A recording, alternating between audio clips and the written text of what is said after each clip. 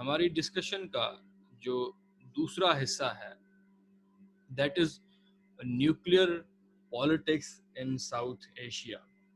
अब south Asia में India and Pakistan ये दो न्यूक्लियर स्टेट हैं, तो जो न्यूक्लियर पॉलिटिक्स है वो इन्हीं के ही अराउंड रिवॉल्व करती है। अब जब न्यूक्लियर पॉलिटिक्स की बात आती है तो हम तीन चीज़ों पे डिस्कशन करते हैं। एक न्यूक्लियर डॉक्ट्राइन या न्यूक्लियर पॉलिसी, और दूसरा न्यूक्लियर कैपेबिलिटीज, और तीसरा इस रीजन में न्यूक्लियर सप्लायर ग्रुप। जो नंबर वन चीज है जी दैट इज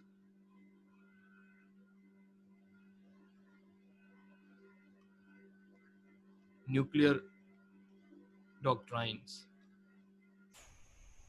अगर न्यूक्लियर डॉक्ट्राइन की जब भी बात आए तो न्यूक्लियर डॉक्ट्राइन में दो चीजें होती हैं। न्यूक्लियर डॉक्ट्राइन हम कहते हैं न्यूक्लियर पॉलिसी को। किसी भी कंट्री की जब न्यूक्लियर डॉक्ट्राइन की बात की जाए तो आप समझें कि वो न्यूक्लियर पॉलिसी की बात कर रहे हैं। अब न्यूक्लियर पॉलिसी में या न्यूक्लियर डॉक्ट्राइन में दो चीजें हाईलाइट होती हैं। एक, जिस कंट्री की आप न्यूक्लियर पॉलिसी की बात कर रहे हैं, नंबर वन उसमें चीज ये होगी कि वो न्यूक्लियर डॉक्ट्राइन ये इंडिकेट करेगी कि पर्टिकुलर कंट्री के पास नंबर ऑफ वॉर हेड्स कितने हैं। वॉर हेड्स वो न्यूक्लियर मटेरियल की बात हो रही है। और दूसरी पॉइंट न्यूक्लियर डॉक्ट्राइन्स में होती है, जिस कंट्री की भी न्यूक्लियर डॉक्ट्राइन की बात हो रही हो तो उस कंट्री का न्यूक्लियर थ्रेश होल्ड क्या है। तो न्यूक्लियर डॉक्ट्राइन का मतलब है एक नंबर ऑफ वॉर हेड्स कितने हैं, और दूसरा न्यूक्लियर थ्रेश होल्ड क्या है। अब न्यूक्लियर थ्रेश होल्ड जो सेकंड पॉइंट है न्यूक्लियर डॉक्ट्राइन के अंदर, न्यूक्लियर थ्रेश होल्ड का मतलब होता है कि वो पॉइंट या वो इवेंट जिसके होने के बाद पर्टिकुलर कंट्री अपना न्यूक्लियर वेपन फायर कर देगा।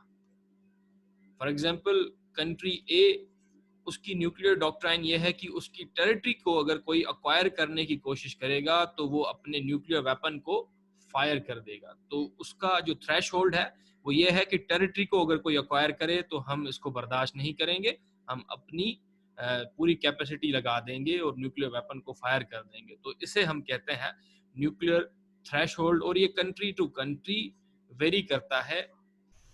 अमेरिका के केस में देखें, फॉर एग्जांपल वियतनाम वॉर में हज़ारों की तादाद में उनके लोग मर गए, फिर भी उन्होंने न्यूक्लियर वेपन फायर नहीं किया। तो उससे जो है जाहिर होता है कि उनका न्यूक्लियर थ्रेशोल्ड 40-50 हज़ार लोगों के मरने तक भी जो है नहीं पहुंचा। तो एक अनसर्टेनिटी वहाँ पे नजर आई। तो पाकिस्तान के केस में जो न्यूक्लियर थ्रेशोल्ड है वो डिफरेंट है।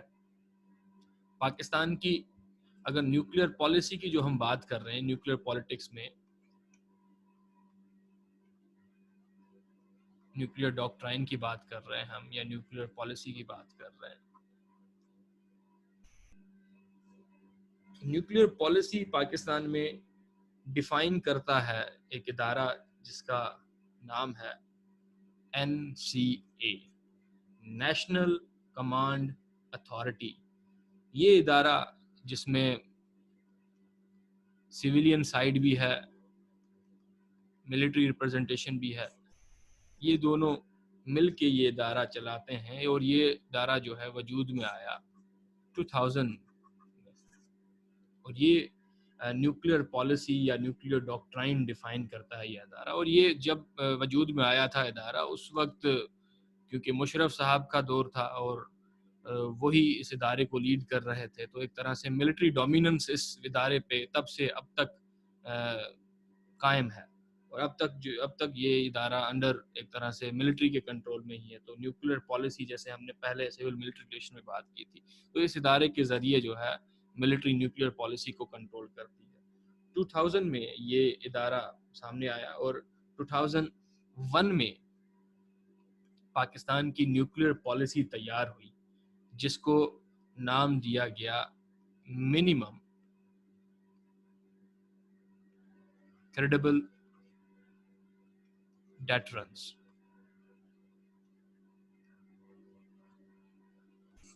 अब मिनिमम क्रेडिबल डिटरेंस का मतलब ये है कि अगर कोई कंट्री हमारे न्यूक्लियर थ्रेशहोल्ड को वायलेट करेगा तो हमारे पास इतना या मिनिमम वॉरहेड्स मौजूद हैं, नंबर ऑफ वॉरहेड्स मौजूद हैं कि हम उनको क्रेडिबल नुकसान पहुंचा सकें. सो ये थी हमारी minimum credible deterrence. So we have the enough number of warheads जिसके जरिए हम अपने दुश्मन पे बहुत हाई लेवल का नुकसान दे सकते हैं. अब हमारा थ्रेशहोल्ड इसमें क्या था? मैंने कहा कि जब भी आप न्यूक्लियर पॉलिसी की बात करेंगे कि दो पॉइंटें उसमें होगी. जो हमारी न्यूक्लियर पॉलिसी है 2001 में, that was minimum credible deterrence. अब मिनिमम क्रेडिबल डिटरेंस 2001 की पॉलिसी है. इसमें जो नंबर ऑफ वॉर हेड्स है, दो पॉइंटें होती हैं हमेशा न्यूक्लियर डॉक्ट्राइन में. एक तो नंबर ऑफ वॉर हेड्स कितने हैं, तो यहाँ पे क्लियर नंबर नहीं बताया गया, बस ये कहा गया कि हमारे पास मिनिमम उतने वॉर हेड्स जरूर हैं जिसके जरिए हम क्रेडिबल जो है जरिए से रिटेलिएट कर सकते हैं, वापस हमला कर सकते हैं अगर हमारा थ्रेशहोल्ड वायलेट किया गया. तो एक तो इस पॉलिसी में नंबर ऑफ वॉरहेड्स बताया गया. और थ्रेशहोल्ड क्या था, जो न्यूक्लियर पॉलिसी का सेकंड एरिया होता है, थ्रेशहोल्ड. और पाकिस्तान के केस में जो क्रेडिबल डिटरेंस की पॉलिसी थी हमारी, मिनिमम क्रेडिबल डिटरेंस, इसमें जो नंबर ऑफ वॉरहेड्स है वो अनसर्टेन है. हमने ये कहा कि वी हैव इनफ वॉरहेड्स. और जो इसमें थ्रेशहोल्ड था उसमें पहली पॉइंट कि अगर कोई भी दुश्मन या कोई भी कंट्री हमारी टेरिटरी को अक्वायर करने की कोशिश करेगा तो हम उस पर न्यूक्लियर वेपन फायर कर देंगे. पहली थ्रेशहोल्ड में पॉइंट ये. और दूसरी, कोई भी अगर हमारे अर्बन सेंटर्स जैसे लाहौर, कराची, रावलपिंडी, इन पे हमला करेगा तो उसके ऊपर भी हम न्यूक्लियर वेपन फायर कर देंगे. ये अर्बन सेंटर्स वो हैं जिस पे ज़्यादातर आपकी इकोनॉमी डिपेंड करती है. और इस न्यूक्लियर थ्रेशहोल्ड में जो तीसरी पॉइंट है वो है इकोनॉमिक स्ट्रेंगुलेशन. कोई हमारी मईशत तबाह करने की कोशिश करेगा. जी,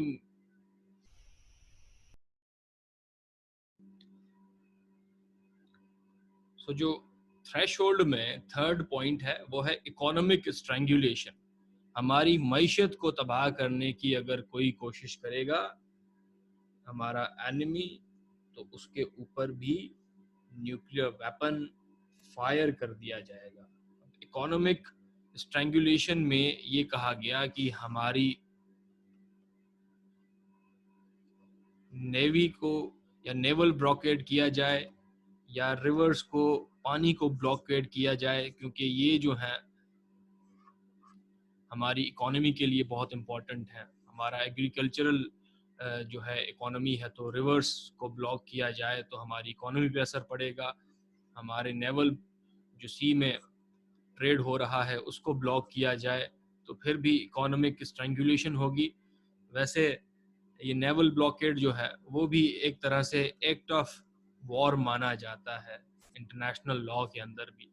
तो इन दो जरियों के जरिए, इन दो मेथड्स के जरिए इकोनॉमिक स्ट्रेंगुलेशन होती है.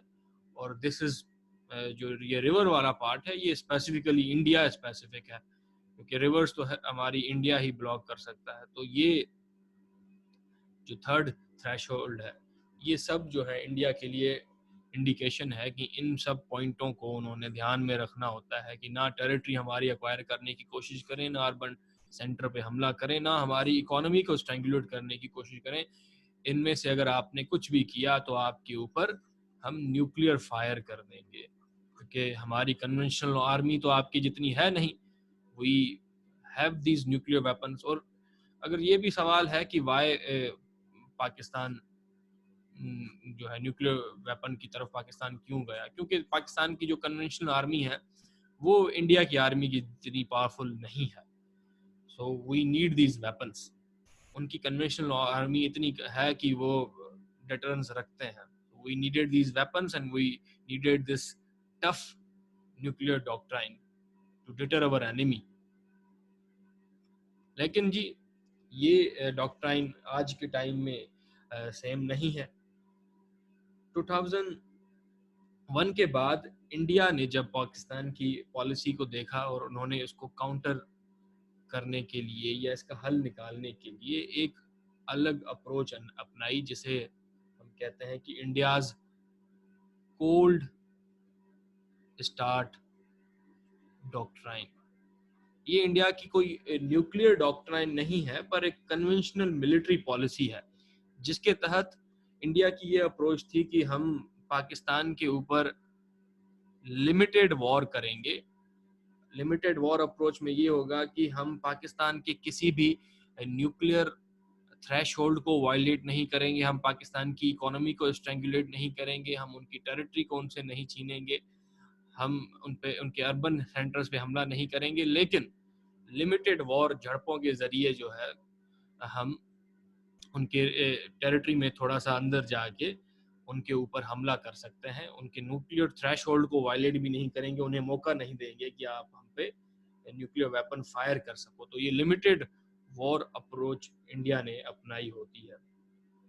और इसी अप्रोच को फिर काउंटर करने के लिए पाकिस्तान आगे जाके अपनी न्यूक्लियर पॉलिसी में भी चेंजिंग लाता है, क्योंकि इस न्यूक्लियर पॉलिसी में चेंजिंग से पहले एक एपिसोड 2001 के बाद इंडिया की पार्लियामेंट पे हमला होता है।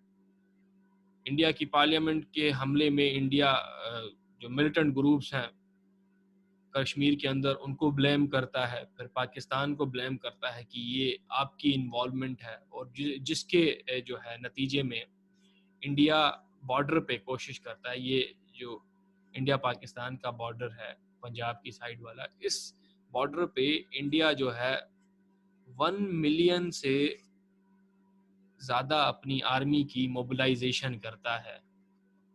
वो बस अटैक के लिए पूरी जो है ख्वाहिशमंद होते हैं, और इन्हें इस मोबिलाइजेशन में 3 से 4 वीक्स लग जाते हैं।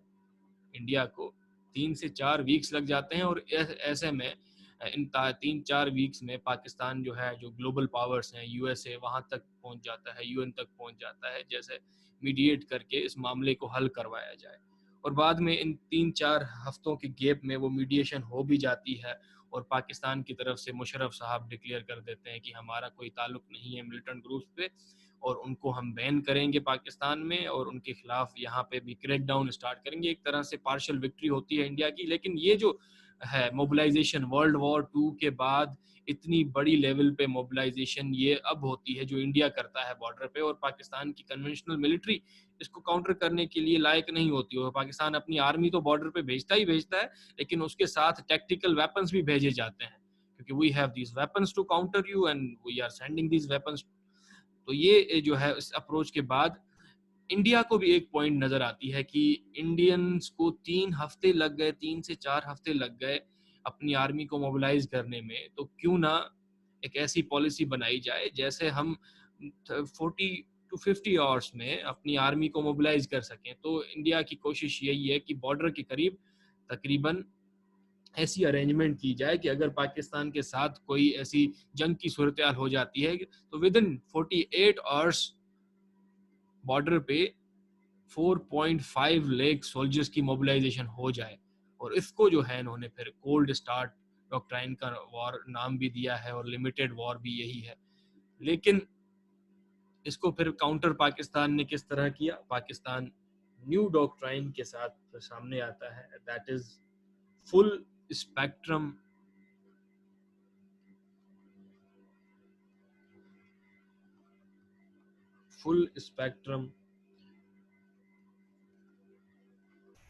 Deterrence capability. ये पाकिस्तान की करंट डॉक्ट्राइन है। ये एक तरह से इंडिया की जो कोल्ड स्टार्ट मिलिट्री पॉलिसी थी उसको एक तरह से इन्होंने काउंटर इसमें किया है, और उन्होंने इंडिया की लिमिटेड वॉर अप्रोच को भी अपने न्यूक्लियर थ्रेशोल्ड में, जिसमें इकोनॉमिक स्ट्रैंगुलेशन थी, जिसमें अर्बन सेंटर्स की बात थी, और जिसमें जो है टेरिटरी को अक्वायर करने की बात थी, और इस न्यूक्लियर थ्रेशोल्ड में पाकिस्तान ने अब इंडिया की लिमिटेड वॉर को भी ऐड कर दिया कि अगर हम पे कोई लिमिटेड वॉर भी करेगा उसका जवाब भी हम न्यूक्लियर से देंगे। तो ये फुल स्पेक्ट्रम डेटरेंस कैपेबिलिटी जो है पाकिस्तान की 2015 ऑनवर्ड, ये पॉलिसी है पाकिस्तान की, जिसमें टैक्टिकल वेपन्स का भी।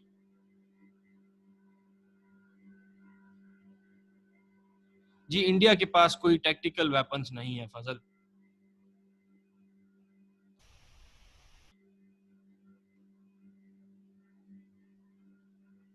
और अगर इंडिया के केस की बात की जाए तो इंडिया की पॉलिसी है no first use policy. India की पॉलिसी है कि हम पहले कभी भी अपने वेपन का इस्तेमाल नहीं करेंगे, we will never be the first one to use our weapons, पर हमारे पास credible minimum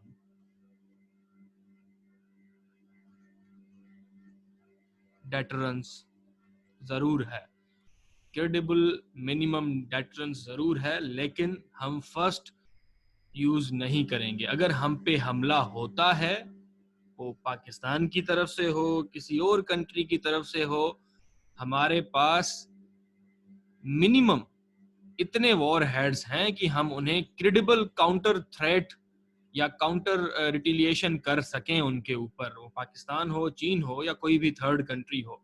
we have the credible minimum deterrence of second strike.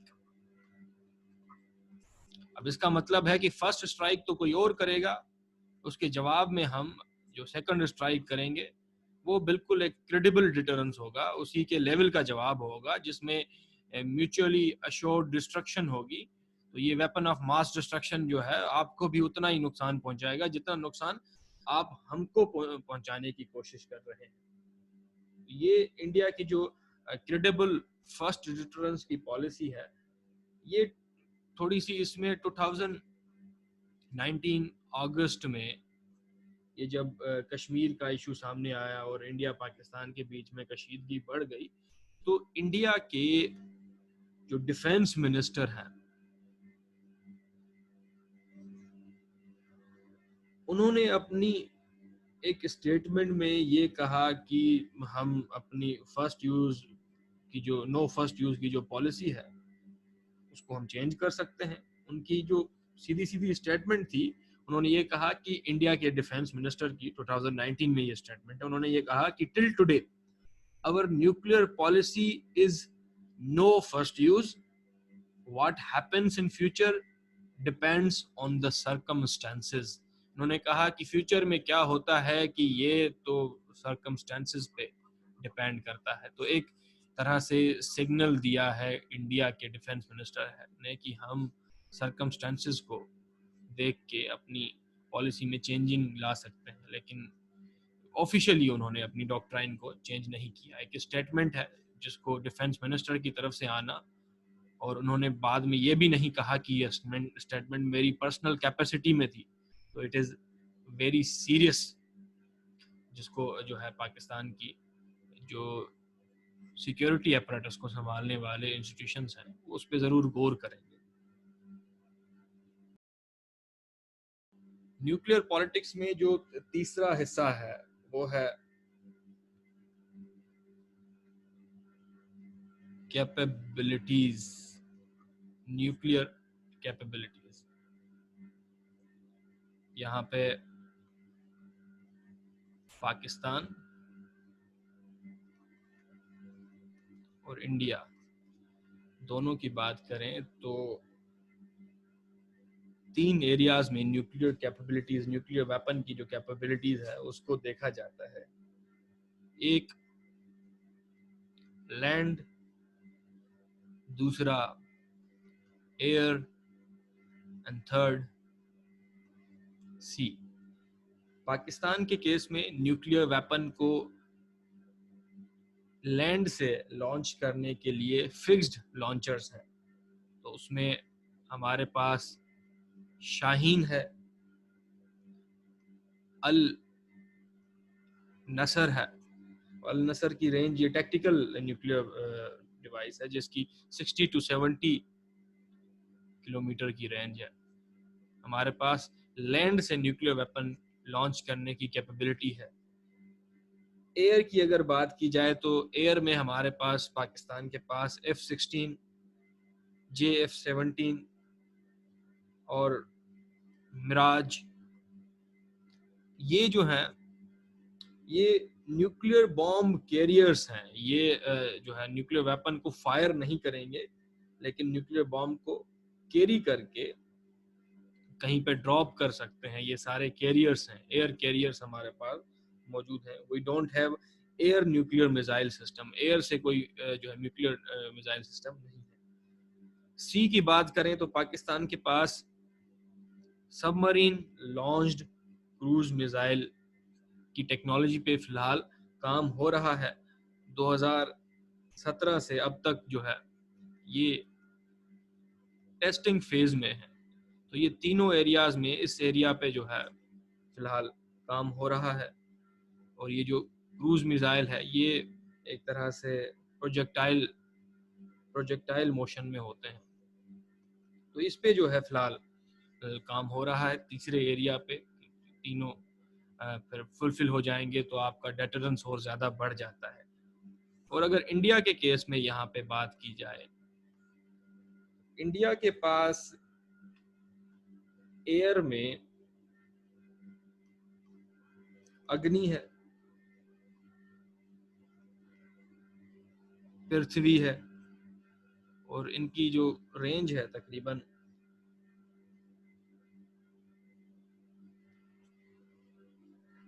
4,500 kilometres. यहाँ पे शाहीन की रेंज मैंने आपको नहीं बताई, इसकी रेंज है 2,600 किलोमीटर्स।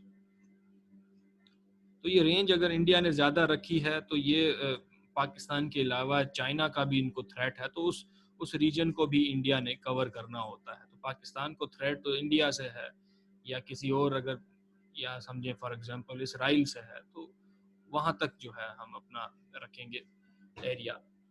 जो हमारा इमीडिएट एनिमी होता है उतना एरिया आपने जो है उतने एरिया का डिवाइस डेवलप करना होता है जो आपको डिटरेंस प्रोवाइड करे। एयर में इंडिया की लैंड में जो है जी अग्नि, पृथ्वी, ये इनके जो हैं लैंड से लॉन्चर्स हैं। एयर की अगर बात की जाए तो India has same F-16, India के पास F-18 भी है, इंडिया के पास तेजस है, इंडिया के पास S-435 है। इंडिया के पास भी ये जो एयर के हैं, ये कैरियर्स हैं एक तरह से, ये इनके पास भी न्यूक्लियर मिसाइल सिस्टम नहीं है एयर का। पाकिस्तान की तरह कैरियर्स हैं, और कैरियर्स का मसला ये है कि आज की दुनिया में जो काउंटर करने की जो टेक्नोलॉजी है वो आसानी से एयर से आने वाले कैरियर को काउंटर किया जा सकता है। तो ये एक तरह से जो है कमी है। बाकी सी की बात की जाए तो इंडिया के पास रिसेंटली इंडिया ने 2016 में अपनी एक सबमरीन तैयार की जिसको हम कहते हैं INS अरहांत। और जब किसी कंट्री के पास तीनों पॉइंट से न्यूक्लियर वेपन अपने एनिमी तक पहुंचाने की कैपेबिलिटी आ जाए तो इसे हम कहते हैं न्यूक्लियर ट्राइड।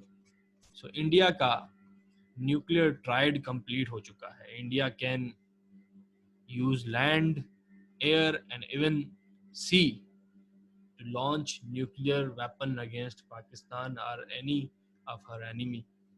इंडिया का न्यूक्लियर जो ट्रायड है 2016 में, ये जो INS इरहांत सबमरीन है, ये इन्होंने जब से बनाई तब से कंप्लीट हो चुका है। और इस डिस्कशन का हमारा जो आखिरी एरिया है, that is nuclear supplier group.